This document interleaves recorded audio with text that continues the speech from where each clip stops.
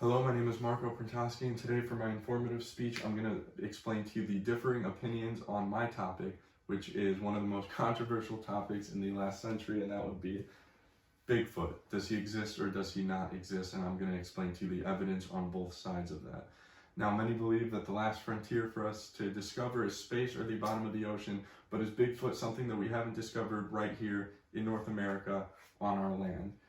There have been many U.S. sightings of Bigfoot. There have been sightings in Australia where they call him the Yowie, in the Himalayas where they call him the Yeti, and many more. Here's a map of the United States sightings of Bigfoot. There's many, and as you can see, there's even been some here in our own state of Indiana, and people here have reported seeing Bigfoot. So, to start, I'm going to explain to you some of the evidence in support of Bigfoot and why people believe he's real.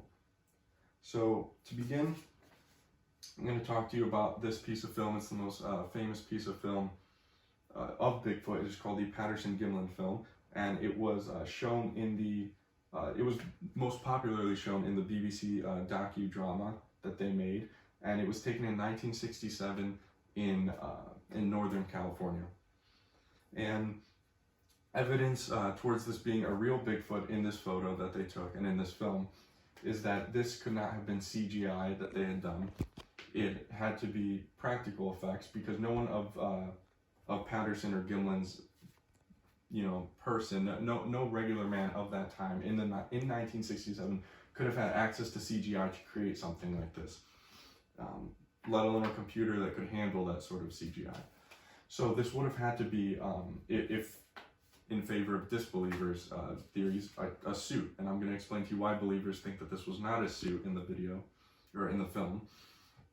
And there are two theories, is that either it would have to be a man of that size in the costume, or a smaller man controlling a larger Bigfoot costume.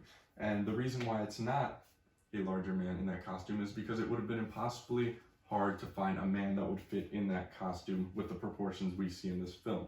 Now, Marcus Parks of the last podcast on the left, in 2015, explains that the Bigfoot in the Gimler film had a shoulder width of over 50% the average human, and in comparison, Andre the Giant, a very large man, if you've ever seen a picture of him, only had a 24% width above the average human, so it would have been impossibly hard to find someone of that stature to fit in the suit. Now, the Cal Alumni Association of UC Berkeley did a study on Grover Kranz, who is a Bigfoot researcher, and they have evidence, or they have a quote from Grover Kranz in which he says, "The figure's stride, center of gravity, and biomechanics aren't consistent with human biomechanics, meaning that it does not move like a human would be able to, and with a smaller person in a larger suit, if they were to do that, because a large person, they wouldn't have been able to find someone as large to fit in a suit, wouldn't be able to control it in such a way for the shoulder and hand movements to be as realistic as they were in the film." Now, next I'm going to talk about people who are disbelievers of Bigfoot and what they believe, and some of their evidence. To start off, many of the photos are blurry, as with the Patterson-Gimlin film, and as with many pictures of Bigfoot and other primates of that size, Yeti, Yowie, whatever it may be. They're very blurry. Even today, you can't find a very good picture of a Bigfoot that has been claimed to be real.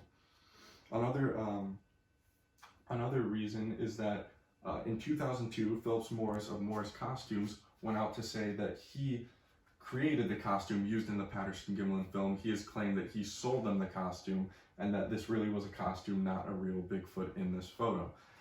And that gives evidence towards disbelievers because it shows that this was a hoax, it was not real, they just created the film for publicity, maybe for money.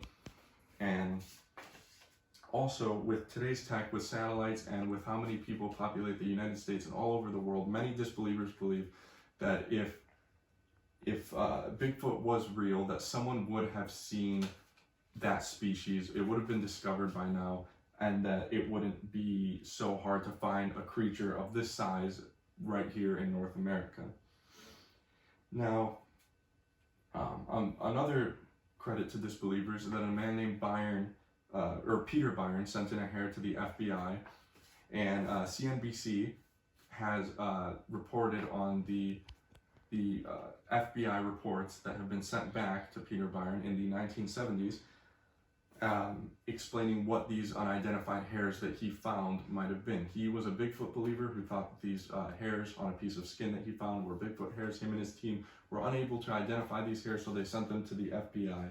And the FBI came back reporting that it was hairs of deer family origin, something like a deer, or in that family.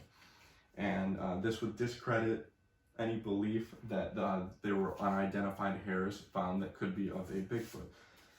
Finally, I'm going to talk about people who are in the middle ground and that they're not sure what they believe. And that is because some people believe that Bigfoot could have existed a long time ago, ancient times, during the Ice Age, but that maybe it is an animal that is extinct now and could have been around but isn't around now. And a lot of people are unsure because they believe that a creature of this size should have been able to be discovered by now, but at the same time, National Geographic just this year reports on 3 new banded langur monkey species. So primates and other animals are still being discovered to this day, so many people are unsure.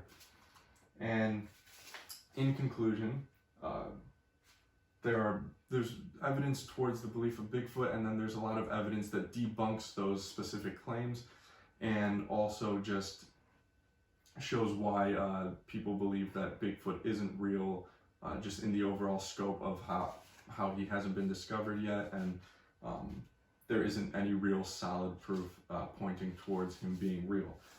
So thank you for listening. Again, my name is Marco Prantosky, and hopefully now you can decide for yourself on if you believe if Bigfoot is real or a hoax.